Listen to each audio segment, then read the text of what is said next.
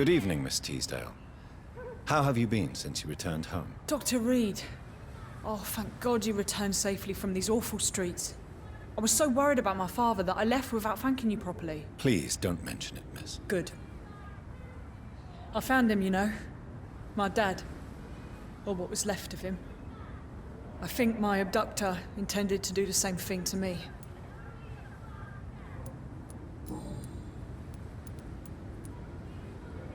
You seem to cherish your father a great deal. Dad was the best. He kept an eye on me, but let me make my own mistakes. Louise used to say, mistakes are the best teacher. You would have liked him. I'm sorry you didn't have the opportunity to say goodbye. That's all right. He's buried in consecrated ground now. Nothing bad can happen to him. Louise, what can you tell me about the vampire who captured you? The little fucker claimed he'd fallen in love with me. That he wanted to spend eternity with me. Not a bad idea. At least that's the way it seemed at first. Really? Did you consider accepting his proposal? Well, immortality. Not a common wedding gift, is it? I think he just wanted to have his way with me. Can vampires even fuck, Doctor? What? Well, I really can't answer that. Well, since they are creatures of blood, physically speaking, I suppose an erection is possible, but Don't be embarrassed, Dr. Reed. I was just asking. Louise, tell me what you really think about your father's sacrifice to save you. I'm proud he went after me. I forgive him all his harsh words, all his bloody attitudes. I only wish I could tell him how much I loved him. Yes.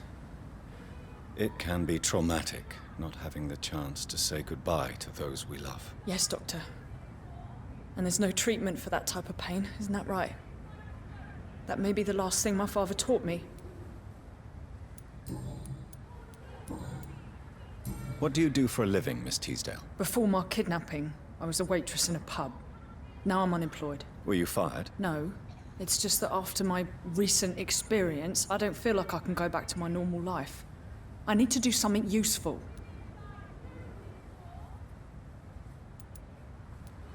Be very careful, Miss Teasdale. You were lucky to escape death once, but vampires lurk everywhere. You killed my kidnapper by yourself, didn't you? No offense, Doctor, but you're just a doctor. I don't see why I couldn't do the same. What do you intend to do? Dad always told me, Louise, if you want something, don't stop until you have it. I did my research and I found it. Ichabod Throgmorton, professional vampire hunter. I'll be his apprentice. What can you tell me about this area? I've never really liked this part of town. It was where my father wanted to live.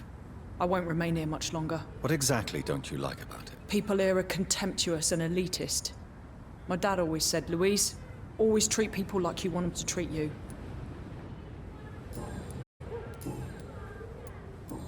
Do you need my medical attention, miss? I don't need your help specifically. I can assure you there are many competent doctors around. I have no doubt about it, but I'm offering you my help anyway. All right then, but please leave me alone for now.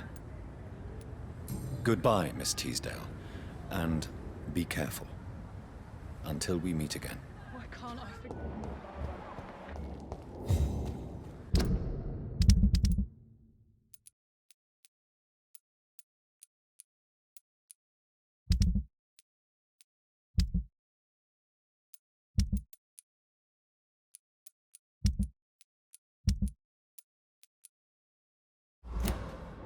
Die too in this war.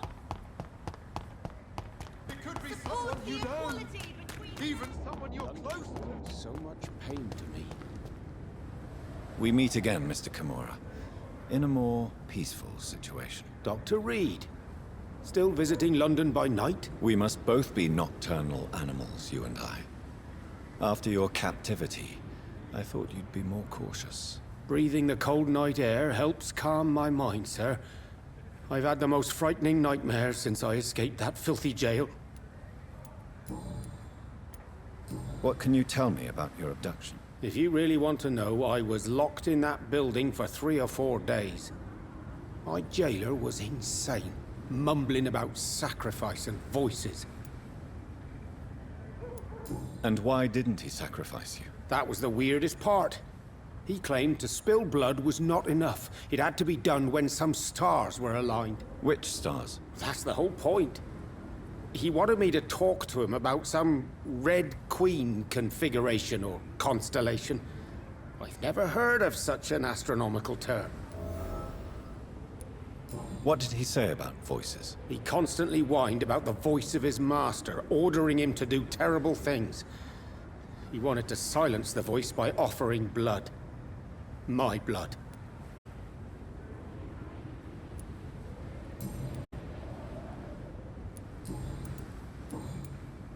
Tell me, Tadao, why was your abductor so interested in your passion for astronomy? I dunno. We met a few times at the Royal Greenwich Observatory. He seemed to share my hobby. Then he invited me to his house and locked me in.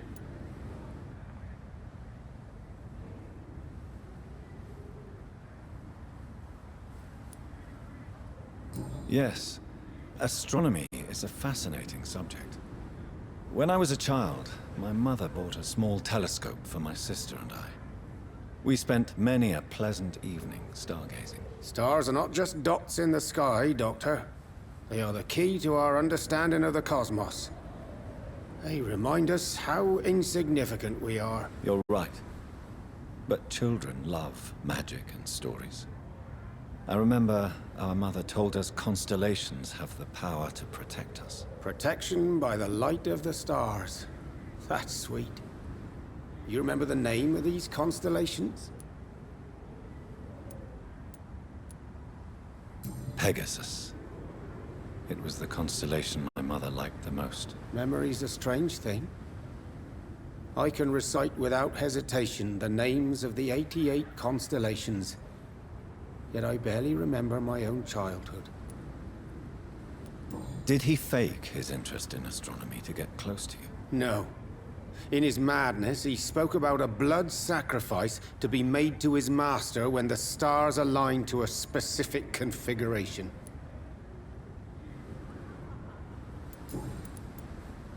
May I ask you what you do for a living, Mr. Kimura? I was a landlord. A wealthy one. And not a very kind one, I realized recently. Why this sudden epiphany? Is it because of your near-death experience? I was already feeling nostalgic about Weymouth, my hometown. With recent events, I'm thinking about going back there. How is the situation in the West End? I've heard rumors about armed men patrolling and fighting infected citizens in these very streets. I was lucky they didn't shoot me when I was abducted. Why are you so nostalgic for your hometown, Tadao? I was focused so much on making money, I almost forgot that my relatives and friends are threatened by this epidemic. Have you no friends at all? Over the years, I'm afraid my greed turned me into my friend's adversary, while I became friends with my professional rivals. Those you grew up with didn't share your views on money and success. Would you believe I was once a member of poetry circles and an astronomy club? We were young, such joyful dreamers then. But I stopped laughing long ago. Have you heard anything from your family? I was not only a bad landlord, I was also a bad husband. I've not seen my wife and son for years. Busy, busy, busy. At least now you're ready to go back and see them. But don't be surprised if your son bears a grudge, sir. You make it sound like you suffered from an absent father yourself, Dr. Reed. Well, I'll keep your warning in mind. Can you change? And is it what you really want? If so, it must come from within, not without. I've seen what an altruistic gesture can do. Nothing forced you to save me, Dr. Reed, but you did. I will follow your example in these matters from now on.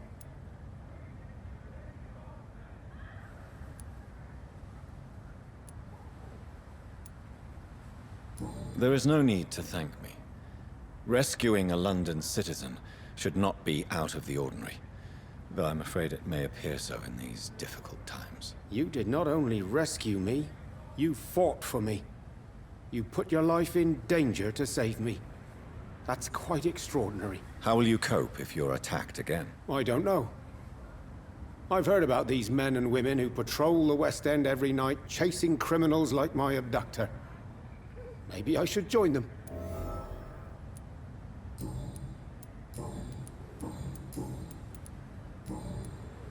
Goodbye, Mr. Kimura.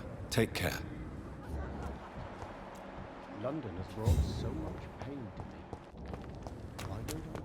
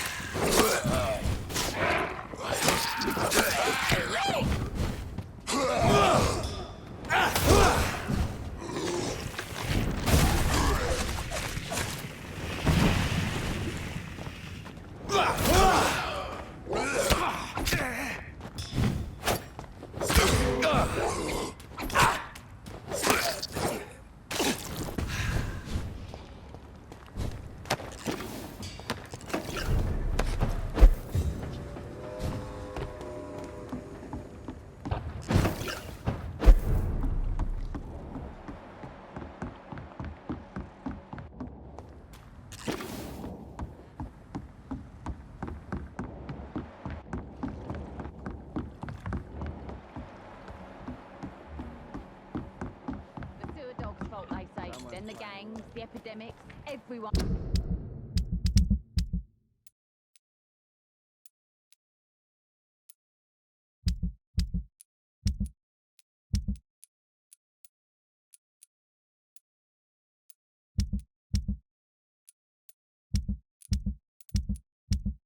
Throwing the blame.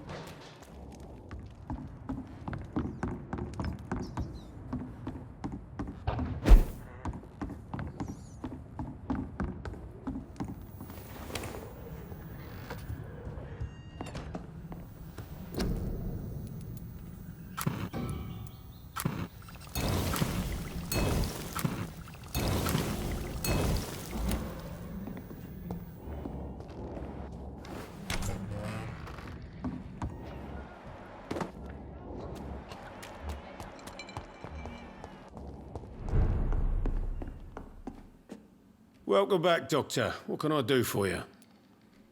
Do you need any help? Can't be good for business to see the bartender cough in your beer. Indeed. It would be a shame to taint the delicate taste. Oh, thank you, Dr. Reed. My customers and I, we all thank you. Goodbye, Mr. Watts. Times like these, a good drink's just You're still working at this hour? That's what I call dedication. Do you require medical assistance, Miss Cavendish? Don't feel so good if you have to know. I knew that keeping the bar open with the epidemic wasn't a good idea. Take this. It'll help. Perhaps you should think about closing the turquoise turtle for a while. Tom always said we got to keep the doors open. But thank you, Doctor. Goodbye, Miss Cavendish. Let's go outside.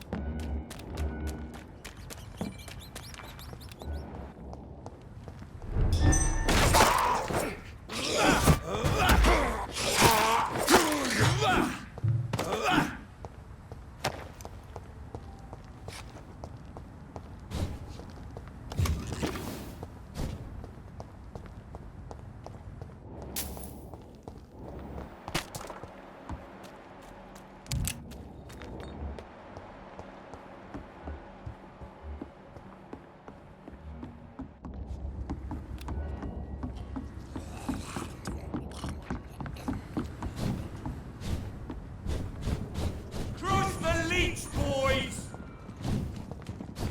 Steady, boys! We've got one of them! Over there! There's one of them vermin!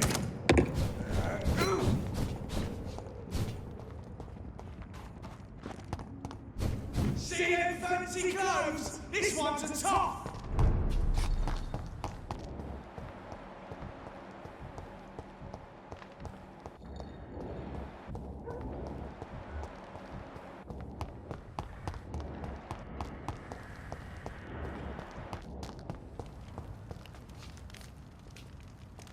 Good evening, sir. I'm glad to see you safe. I am not safe. I should never have come back here. My life is in danger. I know it. You're much safer here than in that contaminated area. Bullets kill people quicker than diseases and epidemics, Dr. Reed.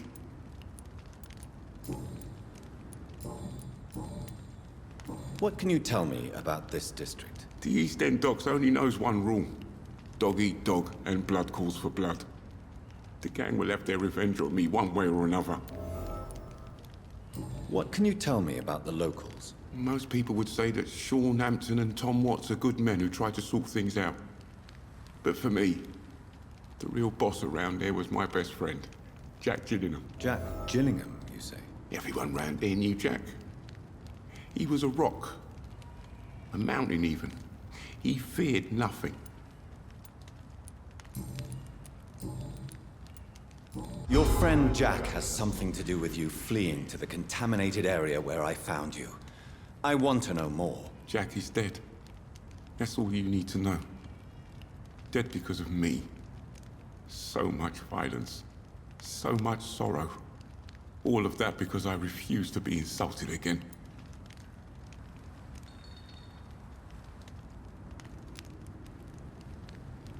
If you really believe you started all this mess, then face it. Take responsibility and stop hiding. Jack told me once that a real hero does not seek the ordeal, for it is the ordeal itself that reveals the true hero. I now know he was right. Goodbye, Mr. Grader. Take care. Good evening, young man. There's no need to call me that, Dr. Reed. Show me what you have to offer then, Mr. Nightingale.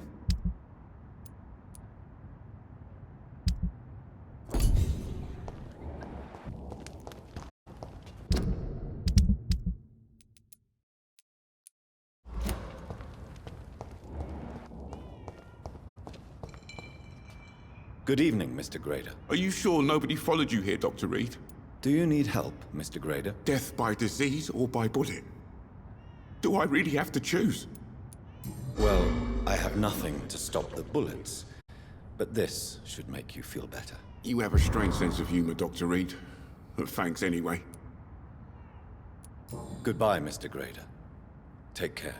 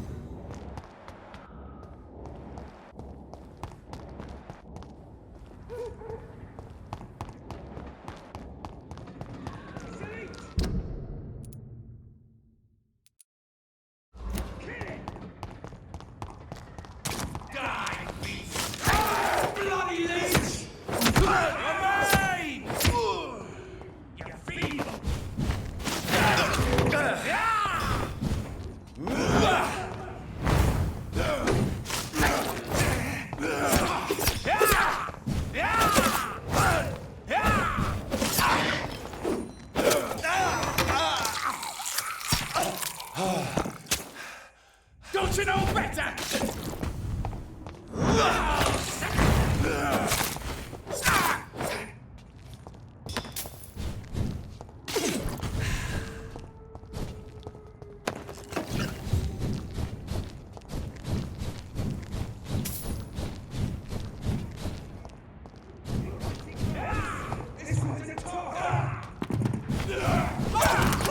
Your prey is mine, bloody leech!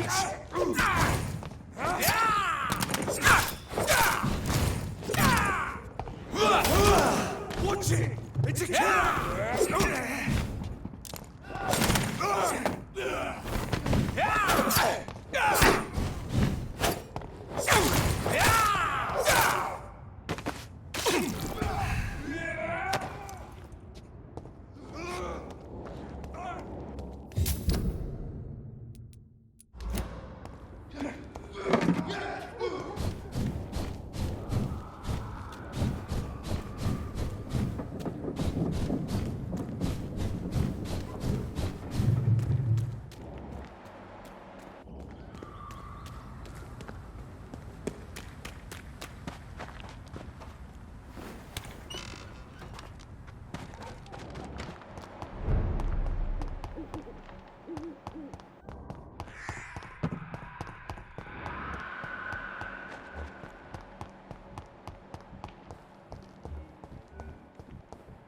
When science fails you.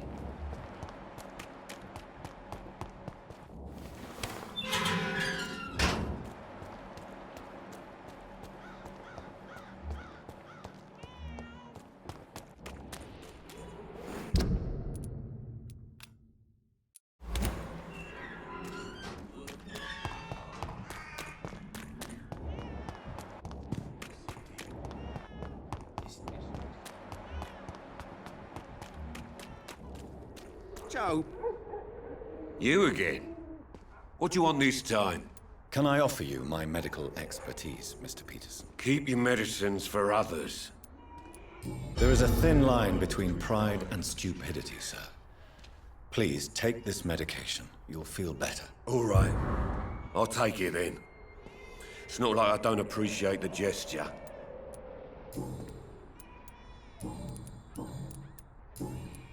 Goodbye, Mr. Peterson. Fancy buying something, sir? You never lose your focus, do you? Do you need help, sir? To be honest, I'd prefer you take a look at my stuff. I'd rather be rich and sick than the contrary. I don't quite agree, but I won't argue with you. Please, take this. You'll feel better. Really? Free? Don't take it personally, but charity usually comes at a price. Human nature being what it is. Goodbye for now, Mr. Lewis.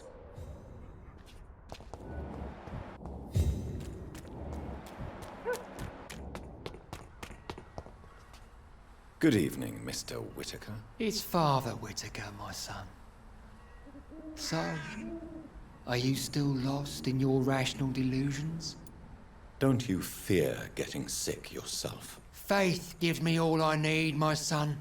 If I must fall, then so be it. No doubt your faith will prevail, but let me give you some extra protection against the devil's work. Medicine. Blessed be your generosity, my son.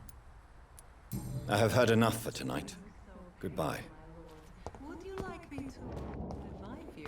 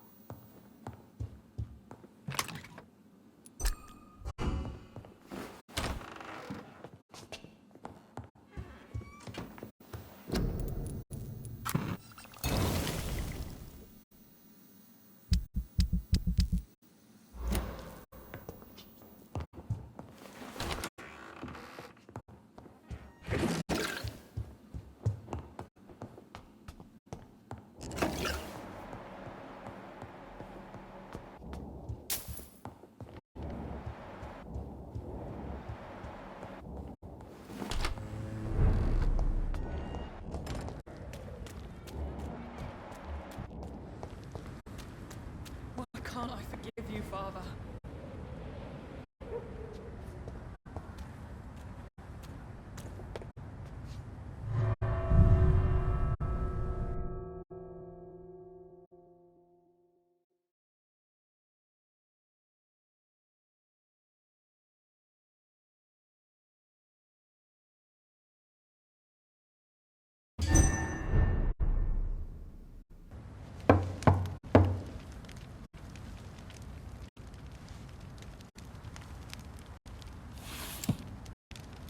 Do you know where you are standing right now? In front of the Ascalon Club, I presume. The Ascalon Club only summons or ostracizes. What is your business tonight? I received an invitation. I'm Dr. Jonathan Reed.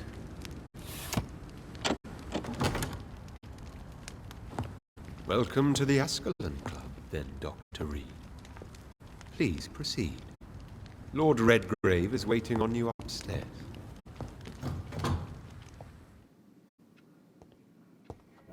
Welcome to the Ascalon Club, then, Dr. Reed. There has been quite a battle here.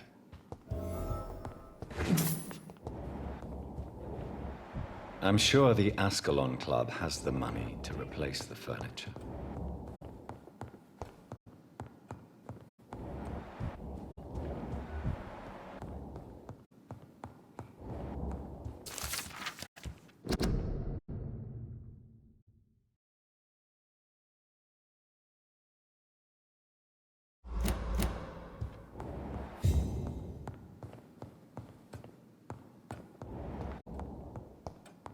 I cannot enter.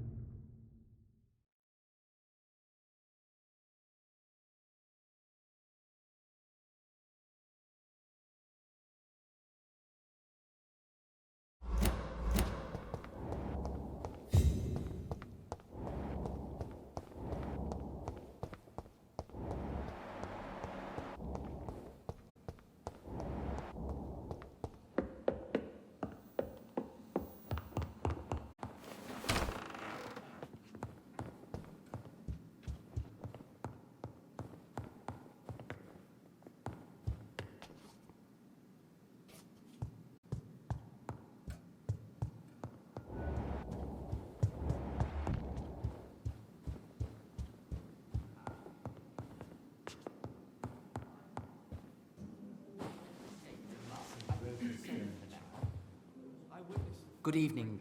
We repel the intruders for now.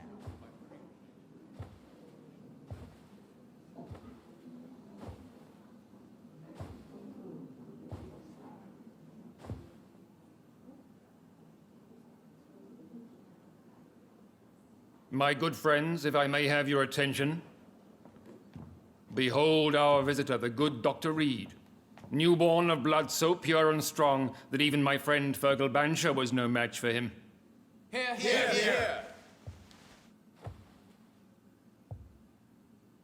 Come forward, young Ekon, for we have so much to discuss. Welcome to the Ascalon Club, Dr. Reed.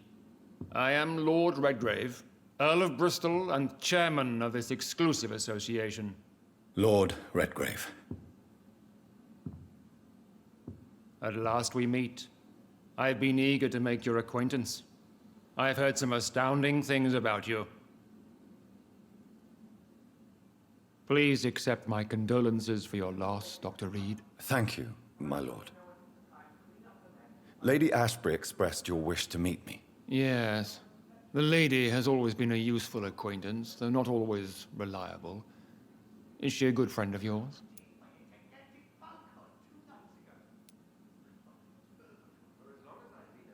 She's a close friend, and I'm honored that she feels the same about me. The centuries have taught me never to trust a woman completely, especially if she is immortal. Too prone to emotions, if you ask me. Too fickle when it comes to important decisions. My lord, do not expect me to speak ill of Lady Ashbury. Of course not, and I praise your loyalty. Would you offer the same fidelity to the Empire? What do you mean? I speak of the Skull Plague that threatens London and the country.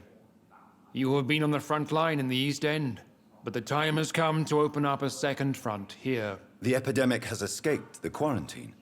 You have new cases of the outbreak. We don't know for certain, but we cannot allow the disease to threaten the prominent heads of Great Britain.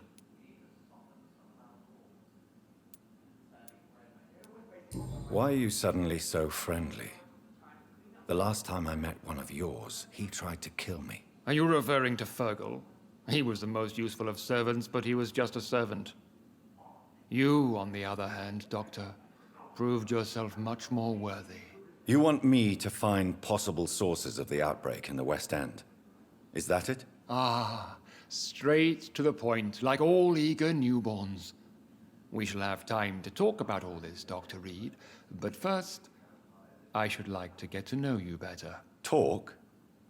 Is that the only reason you asked me here? Well, no. I also wanted to meet the intriguing Ekon, who made such a powerful progeny of his sister. You have not learned the name of your maker, am I correct?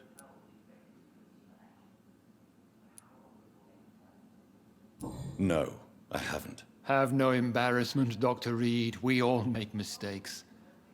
But whatever your lineage, you are definitely Ascalon material. What do you mean? I would like you to become a member of the Ascalon Club, and to serve me as such. Before I accept, I have so many questions. Please ask. What does it mean to be a member of the Ascalon Club? It means that you swear to protect the interests of the Crown, that you become a loyal servant of the British Empire. Do you have any official recognition from the government? A charter from His Majesty the King? No. Of course, the Ascalon Club publicly supports the Empire, but the true nature of its members remains a secret. Am I supposed to follow orders? As founder and chairman of the club, I alone am entitled to make demands of our members, and I do appreciate obedience. What is the Ascalon Club's express purpose? We follow the credo of William Marshall, the greatest knight who ever lived. As was he, we are sworn to protect the British Empire. What does Ascalon mean? Ascalon was the lance wielded by St. George, glorious patron saint of England when he slew the dragon. And like that lance, we pierce the hearts of all our nation's enemies. William Marshall founded the Ascalon Club. Not exactly. William Marshall granted me immortality, and I founded the club a few years later. The good knight has been gone for so long.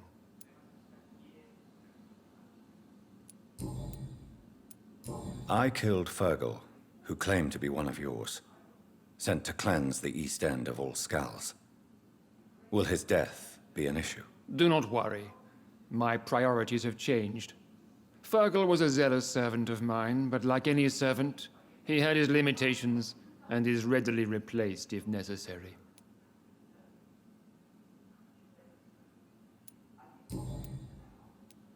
I agree to join the club. This is good news. Good news indeed in these crucial times.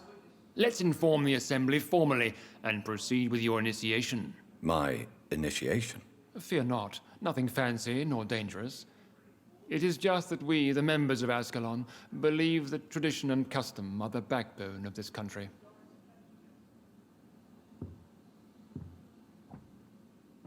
My fellow members, dear friends, please gather and welcome this Ekon as one of our own. Is he worthy?